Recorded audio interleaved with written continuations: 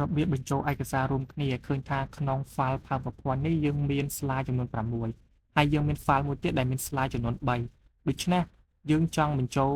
វារួមគ្នាយើងទាញវាមកដាក់ទន្ទឹមគ្នាឲ្យទូយ៉ាងមកស្រួលមើលរួចក្នុង slide 3នោះក៏យើង select យកទាំងអស់ហើយយើងអូសវាយកមកតម្លាក់នៅ slide ដែលមាន6អញ្ចឹងយើងនឹងទទួលបាន file មួយដែលជាការរួមគ្នារវាង slide ទាំងអស់ដែលមានប្រយោជន៍នៅពេលដែលយើងត្រូវការទិន្នន័យពី slide ចាស់ដែលយើងធ្លាប់មានស្រាប់យើងគ្រាន់តែទាញតម្លាក់មកគឺបានមួយទៀតក្នុង Excel គឺយើងមាន file ឯកសារពីរផ្សេងគ្នាហើយពេលយើងធ្វើការយើងត្រូវការទិន្នន័យដែលធ្លាប់មានស្រាប់នៅក្នុង sheet